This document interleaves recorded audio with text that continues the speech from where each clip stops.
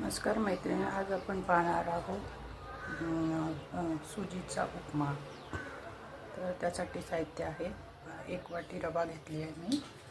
नंतर थोडी मिरची, कढीपत्ता आणि कांदी आणि थोडेसे वाटाणे घेतले आहे, जे हिरवे आता बाजारात सहजपणे उपलब्ध आहेत. आता आपले तेल गरम झाले आहे. मी त्याच्यामध्ये मोहरी आणि जिऱ्याचा तडका देत आहे.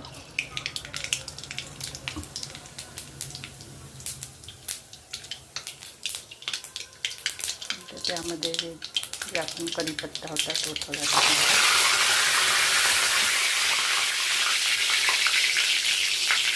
कांदे आणि मिरची आणि थोडेसे वाटाणे आता सहजपणे मिळतात, त्यामुळे तुम्ही टाकू शकता. मैत्रिणींना कांदे आपले शिजून झाले आहेत. थोडेसे याला परतून घ्यायचे आणि मी ज्या प्रकारे मीठ खातं त्याप्रमाणे मी ते थोडं मीठ घेतलं आणि थोडंसं बघू शकता थोडंसं तिखट घेतलं आहे. मिरची टाकल्यामुळे तिखट तुम्ही स्किप पण करू शकता. त्याला थोडंसं परतून घ्यायचं. थोडं 2 मिनिट शिजू द्या. हे बघा, आपले कांदे थोडेसे मी शिजवले आहे, जास्त नाही शिजवायचे आहे.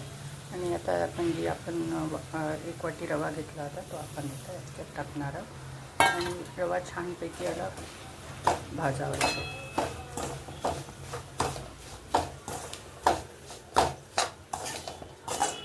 जोपर्यंत छानपैकी रवा भाजला जात नाही पण त्याला छान भाजायचं. थोडं 2 मिनिट छान भाजावं लागेल, तेव्हाच आपला रवा छान भाजला जाईल. आणि हे बघू शकता, इथे मी थोडंसं पाणी गरम करायला ठेवलं आहे आणि हे पाणी गरम आपल्याला याच्यामध्ये टाकायचं आहे. बघा, आपला जो उपमा आहे तो छानपैकी भाजला गेलेला आहे. तुम्ही बघू शकता याचा कलर कसा थोडासा लालसर झाला आहे. आता याच्यात तुम्ही थोडंसं दही, दह्याने छान आंबट अशी चव येते. नसेल तर स्किप पण करू शकता. आणि मी थोडीशी इथं साखर, थोडी आंबट गोड चव यावी यासाठी. आणि छान त्याला थोडं एकजीव करून घ्यायचं आहे.